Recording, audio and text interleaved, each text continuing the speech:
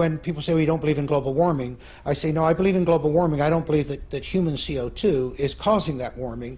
A few years ago, if you would ask me, I would tell you it's CO2. Why? Because just like everyone else in the public, I listened to what the media had to say. Each day, the news reports grow more fantastically apocalyptic. Politicians no longer dare to express any doubt about climate change. There is such intolerance of any dissenting voice. Are some of the worst climate criminals on the planet. This is the most politically incorrect thing possible, is to doubt this climate change orthodoxy. Global warming has gone beyond politics. It is a new kind of morality. Now, the Prime Minister's back from his holidays, unrepentant and unembarrassed about yet another long-haul destination. Yet, as the frenzy over man-made global warming grows shriller, many senior climate scientists say the actual scientific basis for the theory is crumbling. There were periods, for example, in Earth's history when we had 3 times as much CO2 as we have today, or periods when we had 10 times as much CO2 as we have today. And if CO2 has a large effect on climate, then you should see it in the temperature reconstruction. If we look at climate through the geological time frame, we would never suspect CO2 as a major climate driver. None of the major climate changes in the last 1,000 years can be explained by CO2. We can't say that CO2 will drive climate. It certainly never did in the past. I've often heard it said that there is a consensus of thousands of scientists on the global warming issue and that humans are causing a catastrophic change to the climate system. Well, I am one scientist, and there are many that simply think that is not true. Man-made global warming is no ordinary scientific theory. This morning, the Intergovernmental Panel on Climate Change made up of... It is presented in the media as having the stamp of authority of an impressive international organization. From the IPCC, the United Nations Intergovernmental Panel on Climate Change, or IPCC. The IPCC, like any UN body, is political. The final conclusions are politically driven. This claim that the IPCC is the world's top 1,500 or 2,500 scientists. You look at the bibliographies of the people and it's simply not true. There are quite a number of non-scientists. And to build the number up to 2,500, they have to start taking reviewers and government people and so on, anyone who ever came close to them. And none of them are asked to agree. Many of them disagree. Those people who are specialists but don't agree with the polemic and resign, and there have been a number that I know of, they are simply put on the author list and become part of this 2,500 of the world's top scientists. People have decided you have to convince other people that since no scientist disagrees, you shouldn't disagree either. But that, whenever you hear that in science, that's pure propaganda. This is a story of how a theory about climate turned into a political ideology. See, I don't even like to call it the environmental movement anymore, because really it is a political activist movement, and they have become hugely influential at a global level. It is the story of the distortion of a whole area of science. Climate scientists need there to be a problem in order to get funding. We have a vested interest in creating panic, because then money will flow to climate science. There's one thing you shouldn't say, and that is, this might not be a problem. It is the story of how a political campaign turned into a bureaucratic bandwagon. Fact of the matter is that tens of thousands of jobs depend upon global warming right now. It's a big business. It's become a great industry in itself. And if the whole global warming farrago collapsed, there'd be an awful lot of people out of jobs and looking for work. This is a story of censorship and intimidation. I have seen and heard their spitting fury at anybody who might disagree with them, which is not the scientific way. It is a story about Westerners invoking the threat of climatic disaster to hinder vital industrial progress in the developing world. One clear thing that emerges from the whole environmental debate is the point that there's somebody keen to kill the African dream, and the African dream is to develop.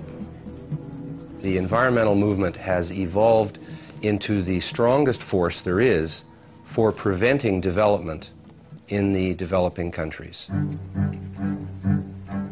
The global warming story is a cautionary tale of how a media scare became the defining idea of a generation. The whole global warming business has become like a religion. And people who disagree are called heretics. I'm a heretic. The makers of this program are all heretics.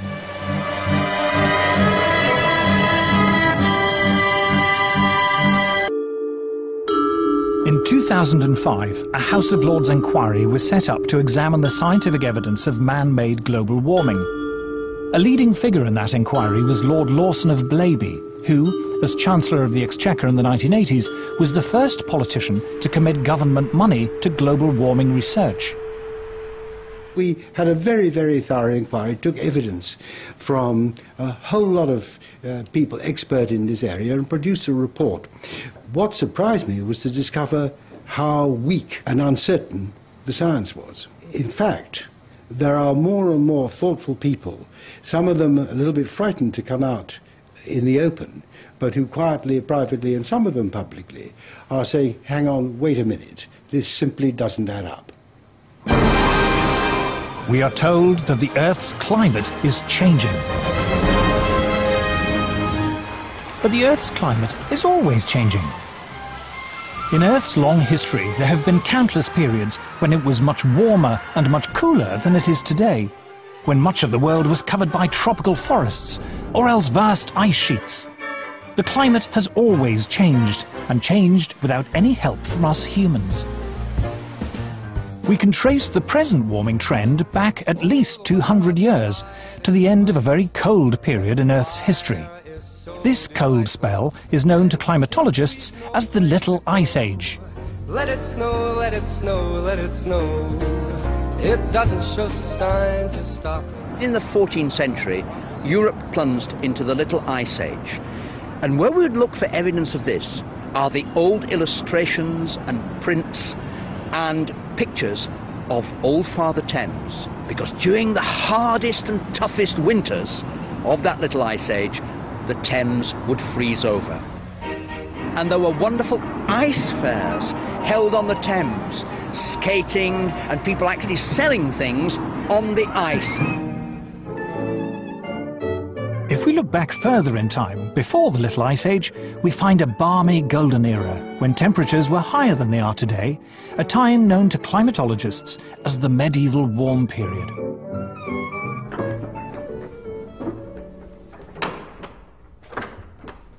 It's important that people know that climate enabled a quite different lifestyle in the medieval period. We have this view today that warming is going to have apocalyptic outcomes. In fact, wherever you describe this warm period, it appears to be associated with riches. We're having a heat wave. In Europe, this was the great age of the cathedral builders, a time when, according to Chaucer, vineyards flourished even in the north of England.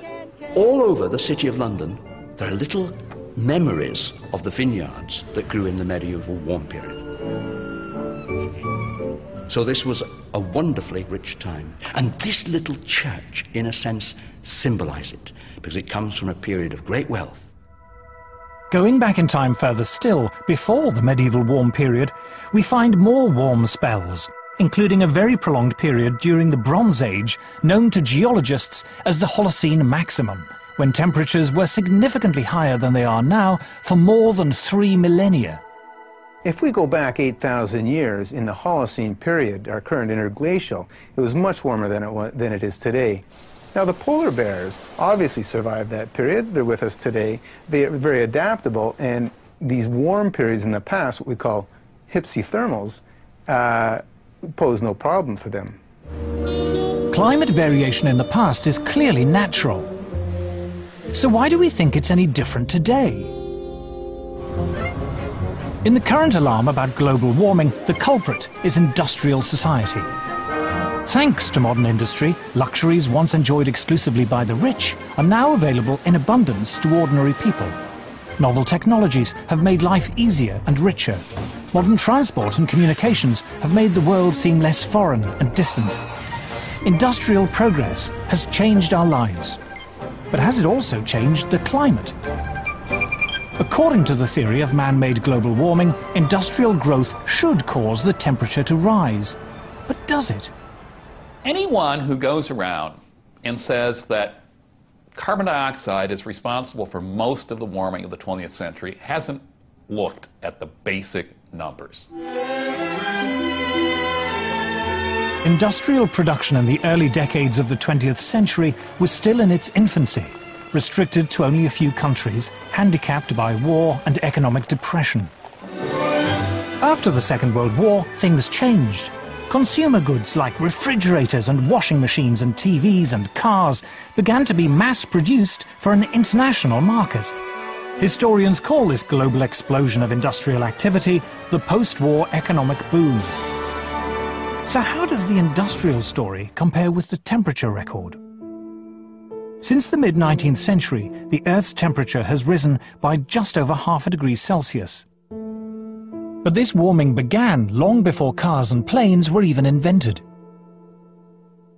What's more, most of the rise in temperature occurred before 1940, during a period when industrial production was relatively insignificant. After the Second World War, during the post-war economic boom, temperatures, in theory, should have shot up. But they didn't. They fell. Not for 1 or 2 years, but for 4 decades. In fact, paradoxically, it wasn't until the world economic recession in the 1970s that they stopped falling. CO2 began to increase exponentially in about 1940, but the temperature actually began to decrease 1940, continued till about 1975. So this is the opposite relation. When the CO2 is increasing rapidly, but yet the temperature is decreasing, then we cannot say that CO2 and the temperature go together. Temperature went up significantly up to 1940, when human production of CO2 was relatively low. And then in the post-war years, when industry and the whole economies of the world really got going, and human production of CO2 just soared, the global temperature was going down. In other words, the facts didn't fit the theory. Just at a time when, after the Second World War, industry was booming, carbon dioxide was increasing, and yet the Earth was getting cooler and starting off scares of a coming ice age. It made absolutely no sense. It still doesn't make sense. Why do we suppose that carbon dioxide is responsible for our changing climate? CO2 forms only a very small part of the Earth's atmosphere. In fact, we measure changes in the level of atmospheric CO2 in tens of parts per million. If you take CO2 as a percentage of all the gases in the atmosphere, the oxygen, the nitrogen, and argon, and so on, it's 0.054%. It's an incredibly small portion. And then, of course, you've got to take that portion that supposedly humans are adding, which is the focus of all the concern, and it gets even smaller. Although CO2 is a greenhouse gases themselves only form a small part of the atmosphere. What's more, CO2 is a relatively minor greenhouse gas. The atmosphere is made up of a multitude of gases. A small percentage of them we call greenhouse gases. And of that very small percentage of greenhouse gases, 95% of it is water vapor. It's the most important greenhouse gas. Water vapor is a greenhouse gas, by far the most important greenhouse gas. So is there any way of checking whether the recent warming was due to an increase in greenhouse gas? There is only one way to tell, and that is to look up in the sky, or a part of the sky known to scientists as the troposphere.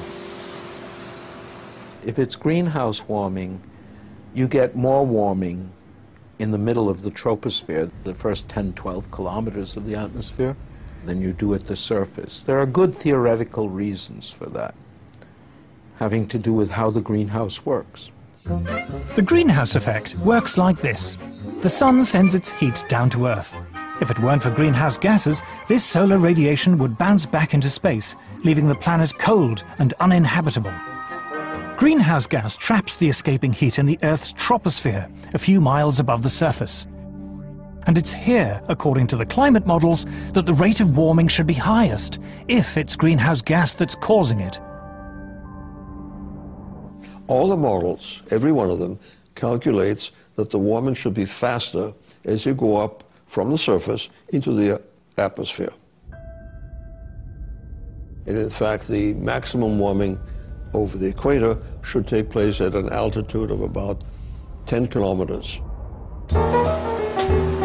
A scientist largely responsible for measuring the temperature in the Earth's atmosphere is Professor John Christie.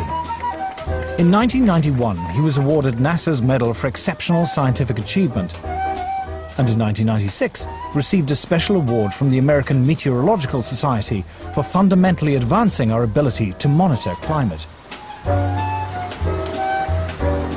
He was a lead author on the UN's Intergovernmental Panel on Climate Change, or IPCC. There are two ways to take the temperature in the Earth's atmosphere: satellites and weather balloons. What we found consistently is that in a great part of the planet, that the bulk of the atmosphere is not warming as much as we see at the surface in this region. And that's a real head scratcher for us, because the theory is pretty straightforward. And the theory says that if the surface warms, the upper atmosphere should warm rapidly. The rise in temperature of that part of the atmosphere is not very dramatic at all, and really does not match the theory that climate models are expressing at this point. One of the problems that is plaguing the models is that they predict that as you go up through the atmosphere, except in the polar regions, that the rate of warming increases. And it's quite clear from two data sets, not just satellite data, which everybody talks about, but from weather balloon data, that you don't see that effect. In fact, it looks like the surface temperatures are warming slightly more than the upper air temperatures. That's a big difference. That data gives you a handle on the fact that what you're seeing is warming that probably is not due to greenhouse gases. That is, the observations do not show an increase with altitude. In fact, most observations show a slight decrease in the rate of warming with altitude.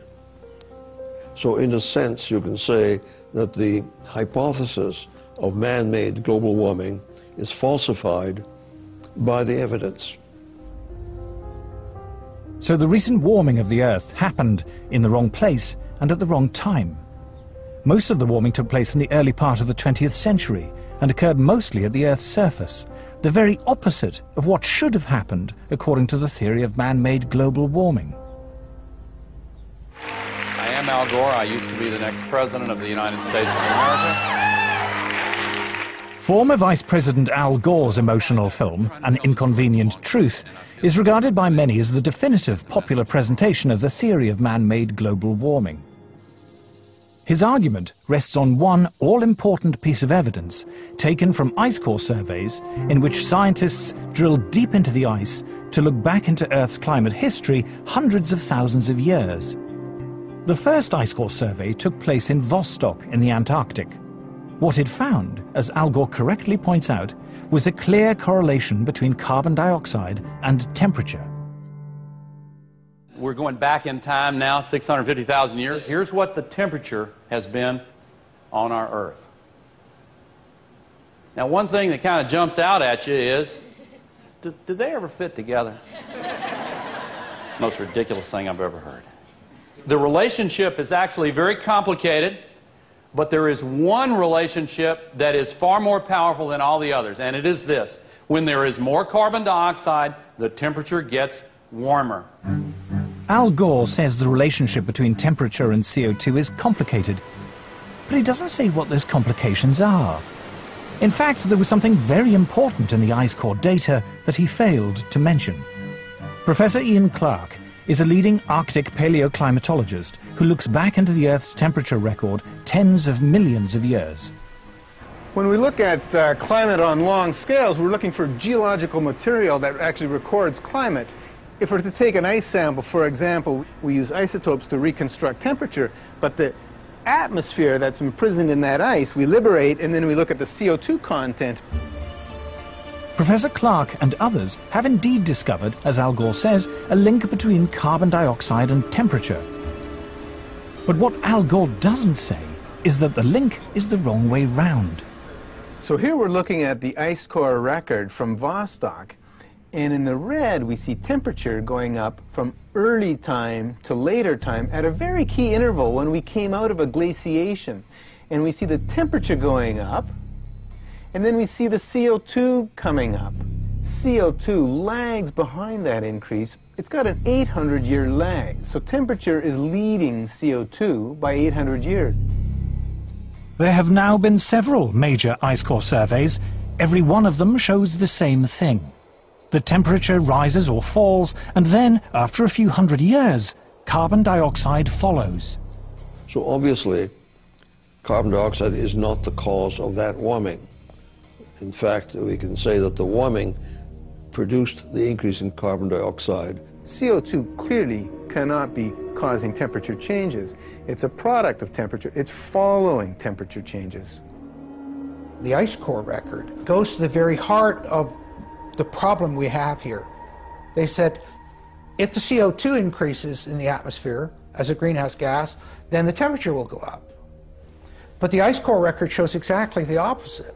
So the fundamental assumption, the most fundamental assumption of the whole theory of climate change due to humans is shown to be wrong.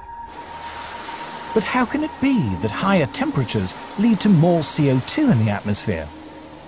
To understand this, we must first restate the obvious point that carbon dioxide is a natural gas produced by all living things. Few things annoy me more than to hear people talking about carbon dioxide as being a pollutant. You're made of carbon dioxide. I'm made of carbon dioxide. Carbon dioxide is how living things grow. What's more, humans are not the main source of carbon dioxide. Humans produce a small fraction in the single digits percentage-wise of the CO2 that is produced in the atmosphere. Volcanoes produce more CO2 each year than all the factories and cars and planes and other sources of man-made carbon dioxide put together. More still comes from animals and bacteria, which produce about 150 gigatons of CO2 each year, compared to a mere 6.5 gigatons from humans. An even larger source of CO2 is dying vegetation, from falling leaves, for example, in the autumn. But the biggest source of CO2 by far is the oceans.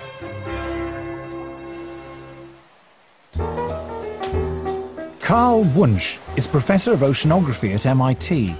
He was also visiting Professor in Oceanography at Harvard University and University College London, and a Senior Visiting Fellow in Mathematics and Physics at the University of Cambridge.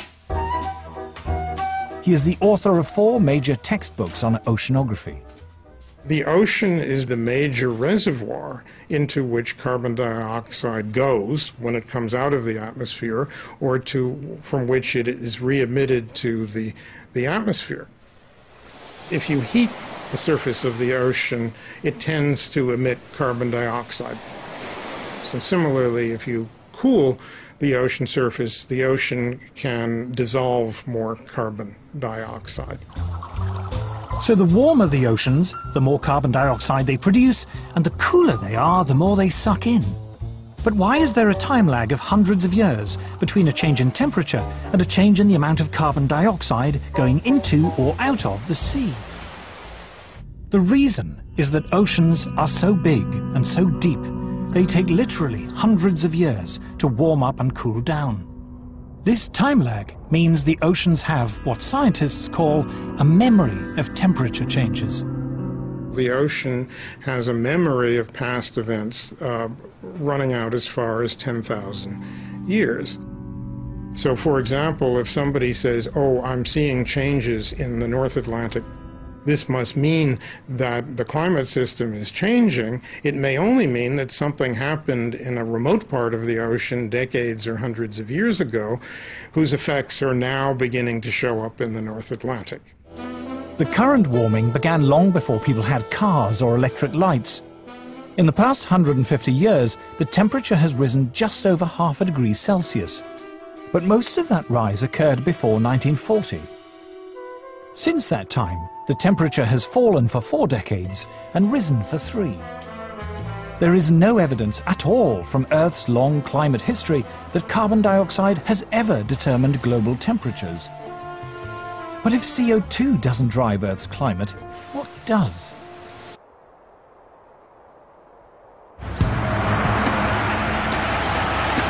The common belief that carbon dioxide is driving climate change is at odds with much of the available scientific data. Data from weather balloons and satellites, from ice core surveys, and from the historical temperature records. But if CO2 isn't driving climate, what is? Isn't it bizarre to think that it's humans, you know, when we're filling up our car, turning on our lights, that we are the ones controlling climate? Just look in the sky. Look at that massive thing, the sun.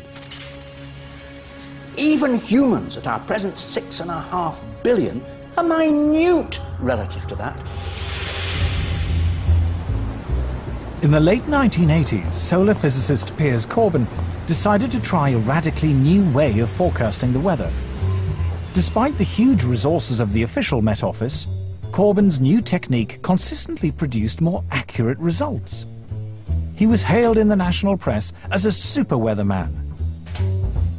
The secret of his success was the sun. The origin of our solar weather technique of long-range forecasting came originally from study of sunspots and a desire to predict those. And then I realised it was actually much more interesting to use the sun to predict the weather.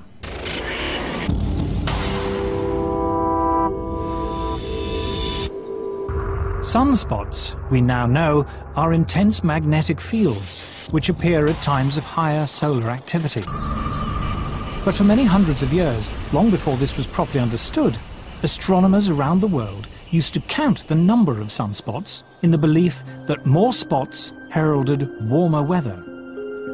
In 1893, the British astronomer Edward Maunder observed that during the Little Ice Age, there were barely any spots visible on the sun, a period of solar inactivity which became known as the Maunder minimum. But how reliable are sunspots as an indicator of the weather? Okay, bye. I decided to test it by gambling on the weather through William Hill against what the Met Office said was a normal expectation. And I won money month after month after month after month.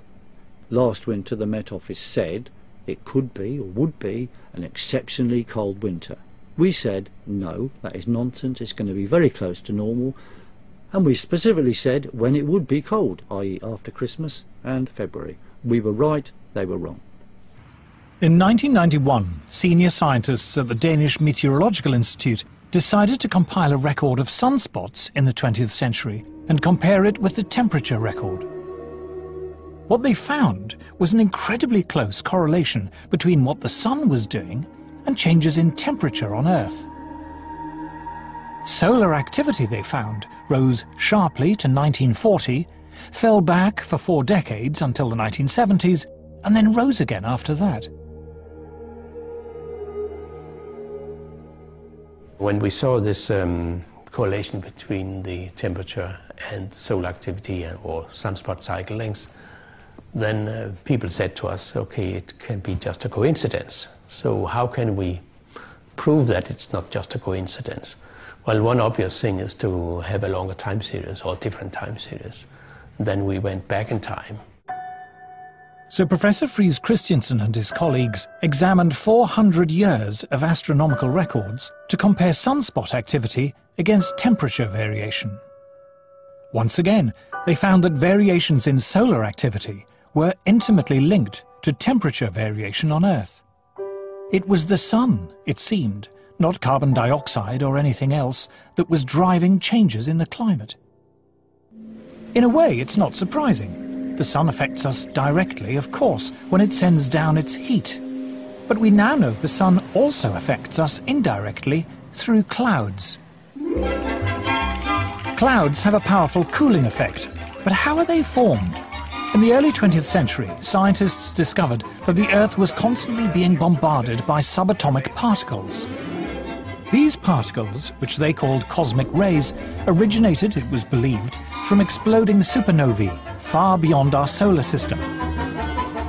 When the particles coming down meet water vapor rising up from the sea, they form water droplets and make clouds. But when the sun is more active and the solar wind is strong, fewer particles get through and fewer clouds are formed. Just how powerful this effect was became clear only recently, when an astrophysicist, Professor Nir Shaviv, decided to compare his own record of cloud-forming cosmic rays with the temperature record created by a geologist, Professor Jan Weitzer, going back 600 million years. What they found was that when cosmic rays went up, the temperature went down. When cosmic rays went down, the temperature went up. Clouds and the Earth's climate were very closely linked. To see how close, you just flip the lines. We just compared the graphs, just put them one upon the other, and it was just amazing. Jan Weitzer looked at me and says, you know, we have very explosive data here.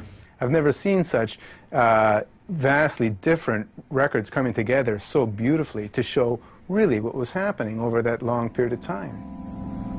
The climate was controlled by the clouds. The clouds were controlled by cosmic rays. And the cosmic rays were controlled by the sun. It all came down to the sun. If you had X-ray eyes, what appears as a nice, friendly yellow ball would appear like a raging tiger.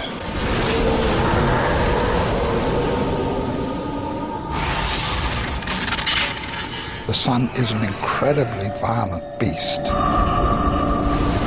and it's throwing out great explosions and puffs of gas, an endless solar wind that's forever rushing past the Earth. We're, in a certain sense, inside the atmosphere of the sun. The intensity of its magnetic field more than doubled during the 20th century. In 2005, astrophysicists from Harvard University published the following graph in the official journal of the American Geophysical Union. The blue line represents temperature change in the Arctic over the past 100 years. And here is the rise in carbon dioxide over the same period. The two are not obviously connected. But now look again at the temperature record, and at this red line, which depicts variations in solar activity over the past century as recorded independently by scientists from NASA and America's National Oceanic and Atmospheric Administration. Solar activity over the last 100 years, over the last several hundred years, correlates very nicely on a decadal basis with sea ice and Arctic temperatures.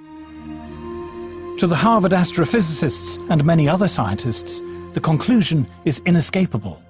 The sun is driving climate change. CO2 is irrelevant.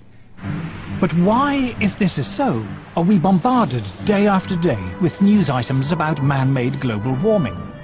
Why do so many people in the media and elsewhere regard it as an undisputed fact?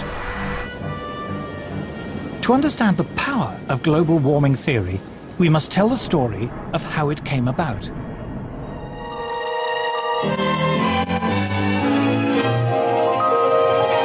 The weather satellite depicts a planet that grieves for its lost harvests in coming to the parched... Doom-laden predictions about climate change are not new. In 1974, the BBC warned us of impending disasters which might seem strangely familiar. Again and again, the newsreels have been showing us disasters of the weather. The American Midwest suffered its worst drought since the 1930s, and tornadoes were on the rampage. And what was going to be the cause of these disasters? The man behind the series was former New Scientist editor Nigel Calder. In the Weather Machine, we reported the mainstream opinion of the time, which was global cooling and the threat of a new ice age. Nature's ice dwarfs us, and outstrips... After 4 decades of falling temperatures, experts warned that a cooler world would have catastrophic consequences. There's the ever-present threat of a big freeze. Will a new ice age claim our lands and bury our northern cities? But amid the doom and gloom, there was one voice of hope. A Swedish scientist called Bert Bolin tentatively suggested that man-made carbon dioxide might help to warm the world, although he wasn't sure. And there is a lot of oil, and there are vast amounts of coal left. We seem to be burning it with an ever-increasing rate. And if we go on doing this, in about 50 years' time, the climate may be a few degrees warmer than today. We just don't know. We were also the first to put Bert Bolin of Sweden on international television talking about the dangers of carbon dioxide. And I remember being bitterly criticized by top experts for indulging him in his fantasy. Climate hunters... At the height of the cooling scare in the 70s, Bert Bolin's eccentric theory of man-made global warming seemed absurd. 2 things happened to change that. First, temperatures started to rise. And second, the miners went on strike.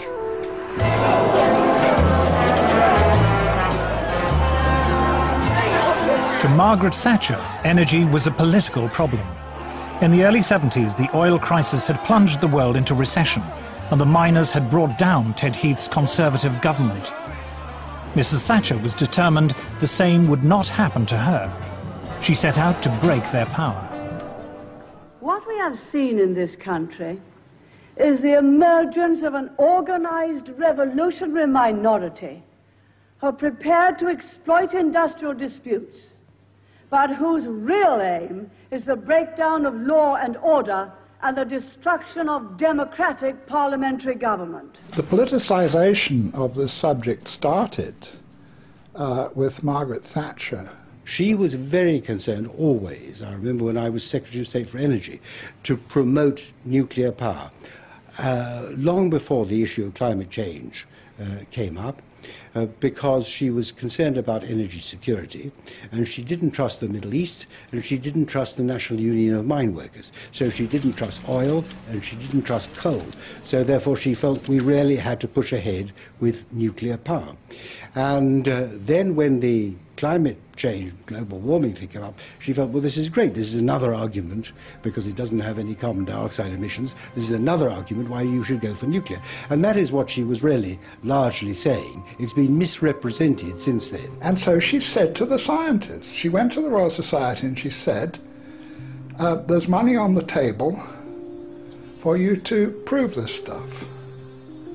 So, of course, they went away and did that. Inevitably, the moment politicians put their weight behind something and attach their name to it in some ways, of course, money will flow. That's the way it goes. And inevitably, research, development, institutions started to bubble up, if we can put it that way, which were going to be researching climate, but with a particular emphasis on the relationship between carbon dioxide and temperature. At the request of Mrs. Thatcher, the UK Met Office set up a climate modelling unit which provided the basis for a new international committee called the Intergovernmental Panel on Climate Change, or IPCC. They came out with the first big report which predicted climatic disaster as a result of global warming. I remember going to the scientific press conference and being amazed by 2 things. First, the simplicity and eloquence of the message and the vigour with which it was delivered. And secondly, the total disregard of all climate science up till that time, including, incidentally, the role of the sun, which had been the subject of a major meeting at the Royal Society just a few months earlier. But the new emphasis on man-made carbon dioxide as a possible environmental problem didn't just appeal to Mrs. Thatcher. It was certainly something very favourable to the environmental idea, what I call the medieval environmentalism of let's get back to the way things were in medieval times and get rid of all these dreadful cars and machines. They loved it. because carbon dioxide was for them an emblem of industrialization. Well, carbon dioxide clearly is an industrial gas, and sort of tied in with economic growth, with transportation in cars, with what we call civilization. And there are forces in the environmental movement that are simply against economic growth. They think that's bad. It could be used to legitimize a whole suite of myths that already existed: anti-car, anti-growth, anti-development, and above all, anti that great Satan, the US. Patrick Moore is considered one of the foremost environmentalists of his generation. He is co-founder of Greenpeace. The shift to climate being a major focal point came about for two very distinct reasons. The first reason was because by the mid-'80s, a majority of people now agreed with all of the reasonable things we in the environmental movement were saying they should do. Now, when a majority of people agree with you, it's pretty hard to remain confrontational with them. And so the only way to remain anti-establishment was to adopt ever more extreme positions. When I left Greenpeace, it was in the midst of them adopting a campaign to ban chlorine worldwide. Like I said, you guys, this is one of the elements in the periodic table, you know. I mean, I'm not sure if that's in our jurisdiction to be banning a whole element. Destroying the wall were soon done. The other reason that environmental extremism emerged was because world communism failed, the wall came down, and a lot of peaceniks and political activists moved into the environmental movement, bringing their neo-Marxism with them, and learned to use green language in a very clever way to cloak agendas that actually have more to do with anti-capitalism and anti-globalization than they do anything with ecology or science. The left have been slightly disoriented by the manifest failure of socialism, and indeed even more so of communism as it was tried out. And therefore they still remain as anti-capitalist as they were, but they have to find a new guise for their anti-capitalism. And it was a kind of amazing alliance from Margaret Thatcher on the right through to very left-wing anti-capitalist environmentalists that created this kind of momentum behind a loony idea. By the early 1990s, man-made global warming was no longer a slightly eccentric theory about climate. It was a full-blown political campaign. It was attracting media attention, and as a result, more government funding. Prior to Bush the Elder, I think the level of funding for climate and climate-related sciences was somewhere around the order of $170 million a year, which was reasonable for the size of the field. It jumped to $2 billion a year, more than a factor of 10. And yeah, that changed a lot. I mean, that's a lot of jobs. A lot of jobs. It brought a lot of new people into it who otherwise were not interested. So you developed whole cadres of people whose only interest in the field was that there was global warming. If I wanted to do research on, shall we say, the squirrels of Sussex, what I would do, and this is any time from 1990 onwards, I would write my grant application saying, I want to investigate the nut-gathering behavior of squirrels with special reference to the effects of global warming. And that way I get my money. If I forget to mention global warming, I might not get the money.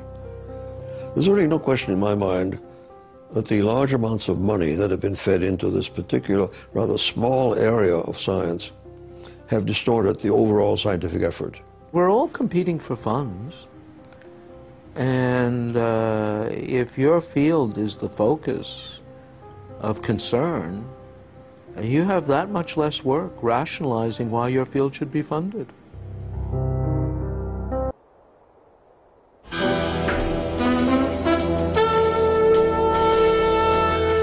By the 1990s, tens of billions of dollars of government funding in the US, UK and elsewhere were being diverted into research relating to global warming. A large portion of those funds went into building computer models to forecast what the climate will be in the future. But how accurate are those models? Dr. Roy Spencer was senior scientist for climate studies at NASA's Marshall Space Flight Center. He has been awarded medals for exceptional scientific achievement from both NASA and the American Meteorological Society. Climate models are only as good as the assumptions that go into them, and they have hundreds of assumptions. All it takes is one assumption to be wrong for the forecast to be way off. Climate forecasts are not new, but in the past, scientists were more modest about their ability to predict the weather. Any attempt at forecasting changes of climate meets skepticism from the men who model the weather by computer. In making decisions which affect people, a bad prediction as to what the climate of the future will be can be far worse than none at all. I'm afraid that our understanding of the complex weather machine is not yet good enough to make a reliable statement of the future. All models assume that man-made CO2 is the main cause of climate change, rather than the sun or the clouds. The analogy I use is like my car is not running very well, so I'm going to ignore the engine, which is the sun, and I'm going to ignore the transmission, which is the water vapor, and I'm going to look at one nut on the right rear wheel, which is the human-produced CO2. It's that, the science is that bad.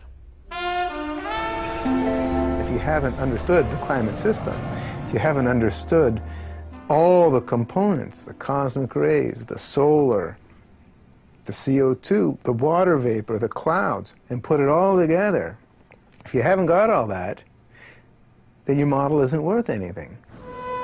The range of climate forecasts varies greatly. These variations are produced by subtly altering the assumptions upon which the models are based. The models are so complicated, you can often adjust them in such a way that they do something very exciting. I've worked with modelers, I've done modeling, and with a mathematical model and you tweak parameters, you can model anything. You can make it warmer, you can make it get colder by changing things.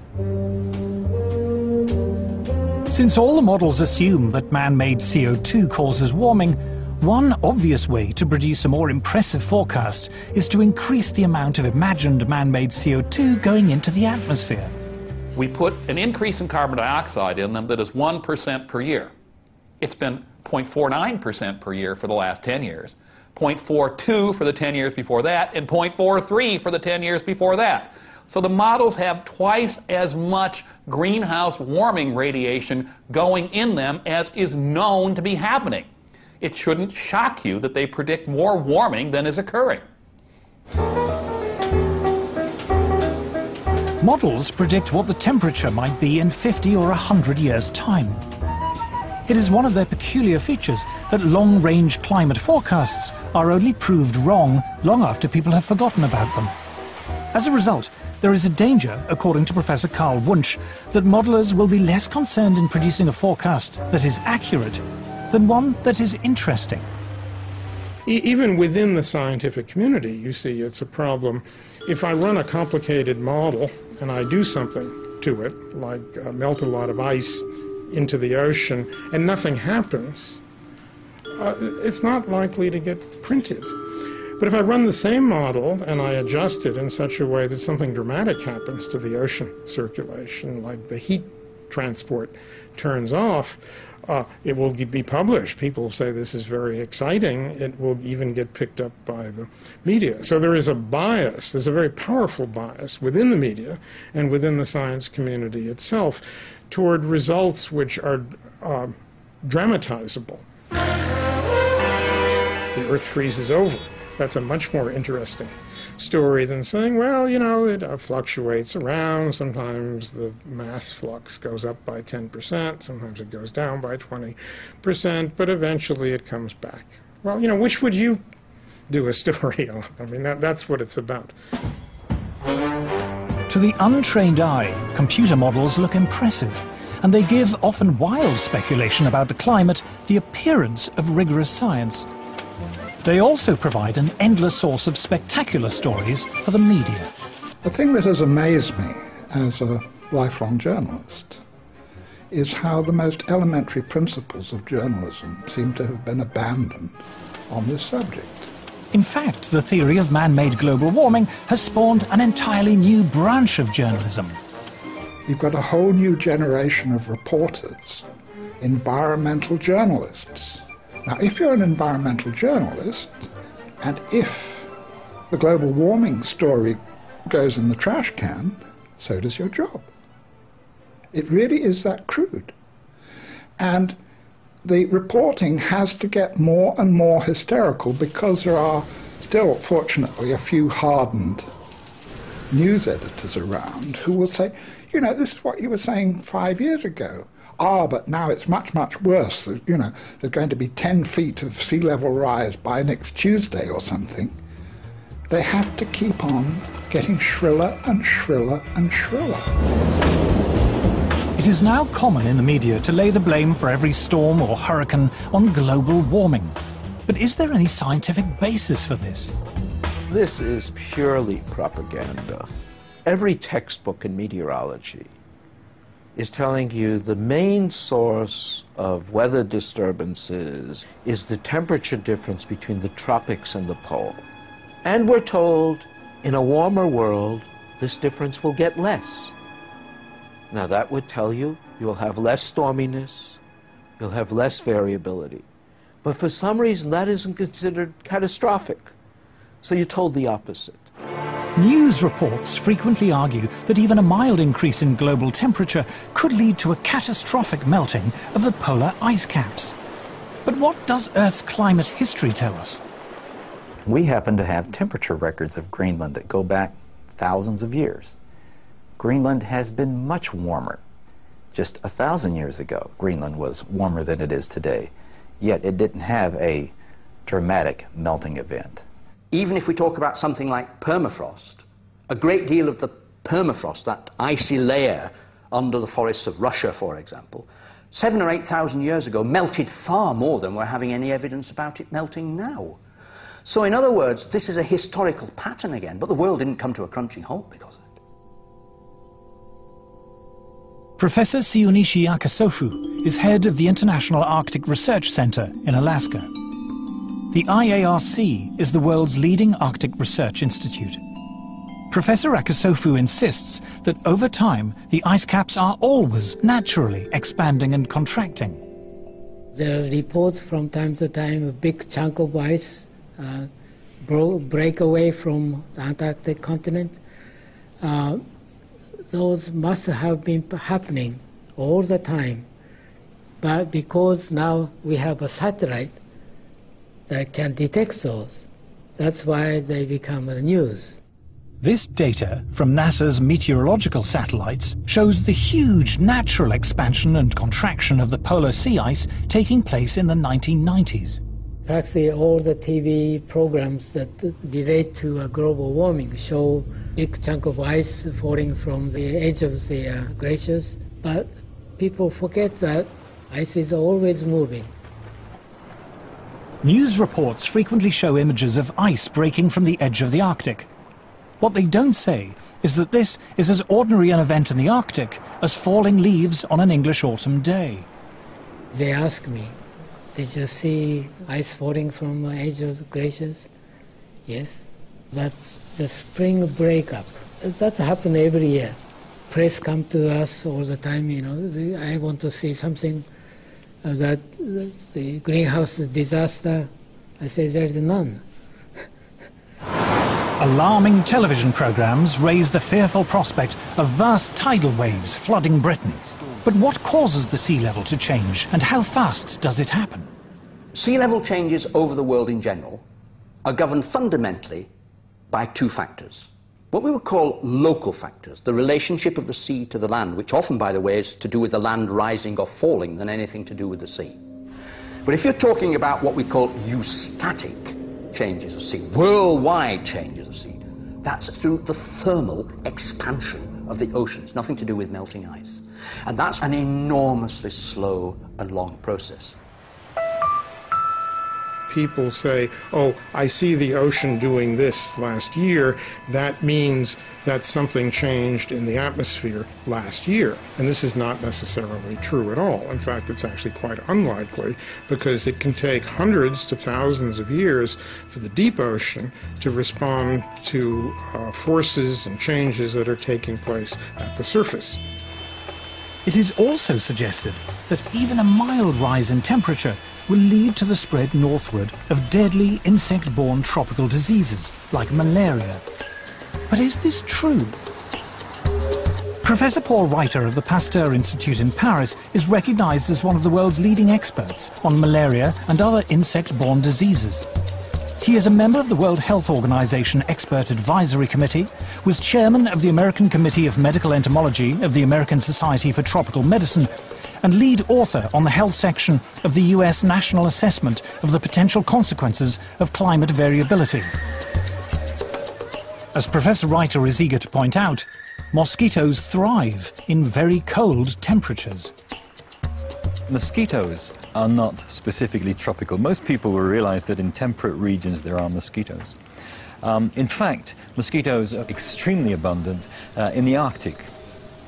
The most devastating epidemic of malaria was in the Soviet Union in the 1920s.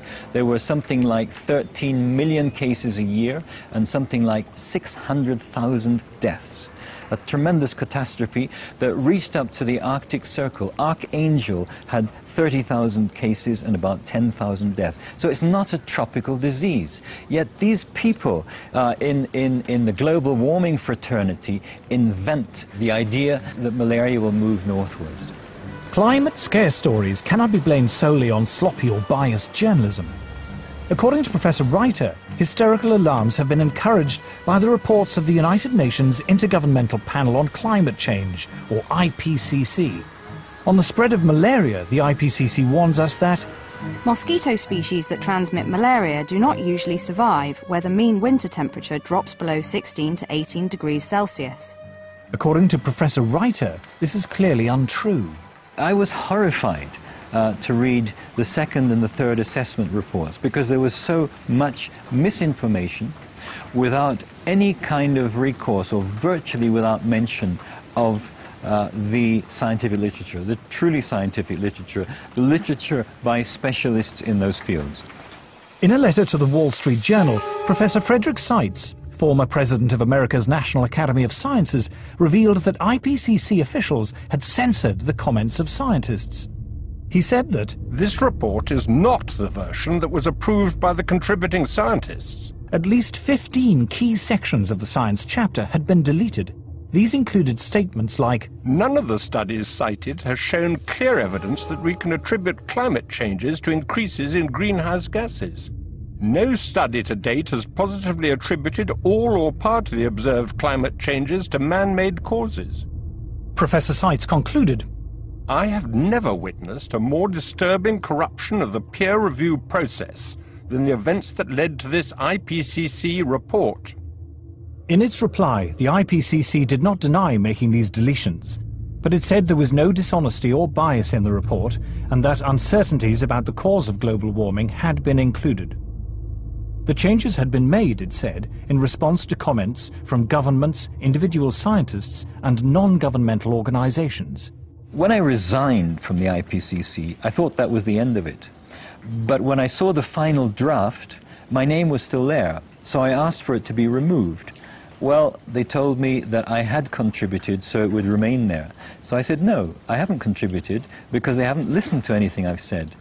So in the end, it was quite a battle. But finally, I threatened legal action against them, and they removed my name. And I think this happens a great deal. Those people who are specialists but don't agree with the polemic and resign, and there have been a number that I know of, they are simply put on the author list and become part of this 2,500 of the world's top scientists. Research relating to man-made global warming is now one of the best-funded areas of science. The US government alone spends more than $4 billion a year. According to NASA climatologist Roy Spencer, scientists who speak out against man-made global warming have a lot to lose. It's generally harder to get research proposals funded because of the stands that we've taken publicly. And you'll find very few of us that are willing to take a public stand because it does cut into their research funding. It is a common prejudice that scientists who do not agree with the theory of man-made global warming must be being paid by private industry to tell lies. I get it all the time. You must be in the pay of the multinationals. Sadly, like most of the scientists you'll talk to, I haven't seen a penny from the multinationals. I'm always accused of being paid by the oil and gas companies. I've never received a nickel from the oil and gas companies. I joke about I wish they would pay me, then I could afford their product. Whenever anybody says that I'm in the pay of an oil company, I say my bank manager would wish. There is almost no private sector investment in climatology, and yet to be involved in any research project which involves an industry grant, no matter how small, can spell ruin to a scientist's reputation. Modern technology fueled by greenhouse gases. Patrick Michaels is Professor of Environmental Sciences at the University of Virginia. He was chair of the Committee on Applied Climatology at the American Meteorological Society, president of the American Association of State Climatologists, the author of 3 books on meteorology, and an author and reviewer on the UN's Intergovernmental Panel on Climate Change. But when he conducted research which was part funded by the coal industry, he found himself among those under attack from climate campaigners. British-based corporations are some of the worst climate criminals on the planet. Shell is based in the UK, right here in London. We have the right and the duty to take it back into public ownership, dismantle it, break it up, and send its managers to rehabilitation training. But reasoned debate is not the only casualty in the global warming alarm. As international public policy bears down on industrial emissions of carbon dioxide, the developing world is coming under intense pressure not to develop. I'm no expert on climate change, I'm no scientist, and what I'm going to say next is a great big turn-off. It's just that. Turn it off! Anything you don't need, you're not using it, it's easier than you think to make a difference. Delegates from around the world are flying into Nairobi for a conference sponsored by the UN to talk about global warming. Civil servants, professional NGO campaigners, carbon offset fund managers, environmental journalists and others will discuss every aspect of man-made climate change, from how to promote solar panels in Africa to the relationship between global warming and sexism. The conference lasts 10 days. The number of delegates exceeds 6,000. The billions of dollars invested in climate science means there is a huge constituency of people dependent upon those dollars. And they will want to see that carry forward. It happens in any bureaucracy. Where I live, we have a local council global warming officer. There's a huge tail out there of people who have, in one way or another, been recruited to join this particular bandwagon. Anybody who stands up and says, hey, wait a minute, let's look at this coolly and rationally and carefully and see actually how much merit, how much this stands up, they will be ostracized. Scientists, accustomed to the relative civility and obscurity of academic life, suddenly find themselves publicly attacked if they dare to challenge the theory of man-made global warming, vilified by campaign groups and even within their own universities. It's the old English saying, if you stand up in the coconut shy, they're going to throw at you. So I understand that there's going to be some of that, but it gets pretty difficult and pretty nasty and very personal. And it's been, death threats and all sorts of things. And so I'm not doing it for my health. These days, if you are skeptical about the litany around climate change, you're suddenly like as if you're a Holocaust denier. The environmental movement, really, it is a political activist movement. And they have become hugely influential at a global level. And every politician is aware of that today. Whether you're on the left, in the middle, or the right, you have to pay homage to the environment. In the past month, the global warming campaign has won a great victory. The United States government, once a bastion of resistance, has succumbed. George Bush is now an ally. Western governments have now embraced the need for international agreements to restrain industrial production in the developed and developing world. But at what cost? Paul Driesen is a former environmental campaigner. My big concern with global warming is that the policies being pushed to supposedly prevent global warming are having a disastrous effect on the world's poorest people. Global warming campaigners say it does no harm to be on the safe side. Even if the theory of man-made climate change is wrong, we should impose draconian measures to cut carbon emissions just in case. They call this the precautionary principle. The precautionary principle is a very interesting beast. It's basically used to promote a particular agenda and ideology. It's always used in one direction only. It talks about the risks of using a particular technology, fossil fuels, for example, but never about the risks of not using it. It never talks about the benefits of having that technology. Anne Muagela is about to cook a meal for her children. She is one of the 2 billion people, a third of the world's population, who have no access to electricity. Instead, they must burn wood or dried animal dung in their homes. The indoor smoke this creates is the deadliest form of pollution in the world. According to the World Health Organization, 4 million children under the age of 5 die each year from respiratory diseases caused by indoor smoke, and many millions of women die early from cancer and lung disease for the same reason. If you were to ask a rural person to define development, they'll tell you, yes, I know I've moved to the next level when I have electricity. Actually, not having electricity creates such a long chain of problems, because the first thing you will miss is the light. So you get that they have to go to sleep earlier because there's no light. There's no reason to stay awake. I mean, you can't talk to each other in darkness. No refrigeration or modern packaging means that food cannot be kept. A fire in the hut is too smoky and consumes too much wood to be used as heating. There is no hot water.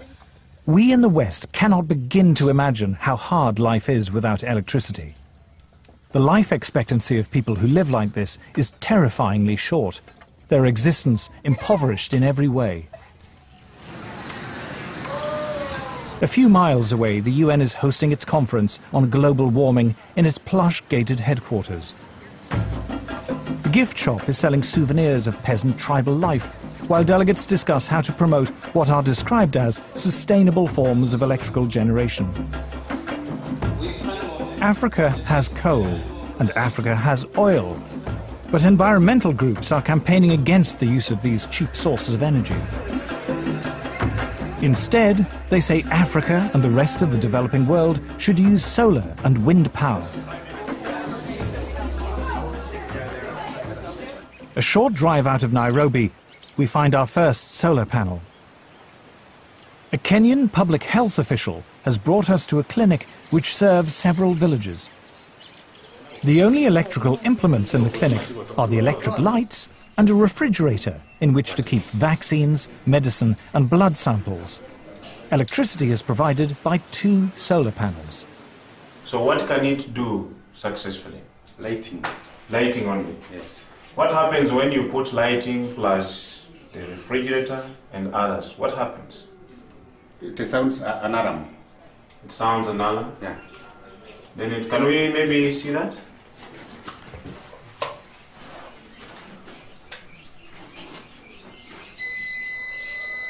The solar panels allow Dr. Samuel Mwangi to use either the lights or the refrigerator, but not both at the same time. If he does, the electricity shuts down. Wind and solar power are notoriously unreliable as a source of electricity and are at least 3 times more expensive than conventional forms of electrical generation. The question would be, how many people in Europe, how many people in the United States are already using that kind of energy? And how cheap is it? You see, if it's expensive for the Europeans, if it's expensive for the Americans, and we are talking about poor Africans, it doesn't make sense. The rich countries can afford to engage in some luxurious experimentation with other forms of energy. But for us, we are still at the stage of survival. To former environmentalist Paul Driesen, the idea that the world's poorest people should be restricted to using the world's most expensive and inefficient forms of electrical generation is the most morally repugnant aspect of the global warming campaign. Let me make one thing perfectly clear.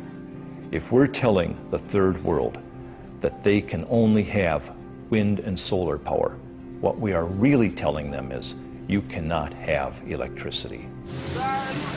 The challenge we have when we meet Western environmentalists who say we must engage in use of solar panels and wind energy is how we can have Africa industrialized. Because I don't see how a solar panel is going to power a steel industry, how a solar panel, is going to power maybe some railway train network. It might work maybe to power a small transistor radio. I think one of the most pernicious aspects of the modern environmental movement is this romanticization of peasant life, and the idea that industrial societies are the destroyers of the world. One clear thing that emerges from the whole environmental debate is the point that there's somebody keen to kill the African dream, and the African dream is to develop.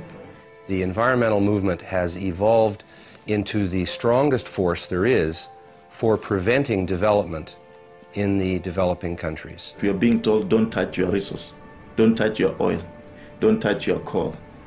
That is suicide. I think it's legitimate for me to call them anti-human. Like, okay, you don't have to think humans are better than whales or better than owls or whatever if you don't want to, right? But surely it is not a good idea to think of humans as sort of being scum, that it's okay to have hundreds of millions of them go blind or die or whatever. I just can't relate to that. The theory of man-made global warming is now so firmly entrenched, the voices of opposition so effectively silenced, it seems invincible, untroubled by any contrary evidence, no matter how strong. The global warming alarm is now beyond reason. There will still be people who believe that this is the end of the world, particularly when you have, for example, the chief scientist of the UK telling people that by the end of the century, the only habitable place on the Earth will be the Antarctic. And humanity may survive thanks to some breeding couples who move to the Antarctic. I mean, it's hilarious. It would be hilarious, actually, if it weren't so sad.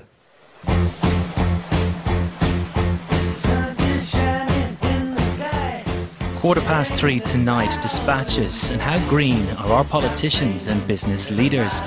Next Monday night at 8, dispatches again, this time focusing on Prince Charles, independent monarch or meddling prince. Next tonight, Mammoth Movie, the beautiful tale of a fateful love affair, the English Patient.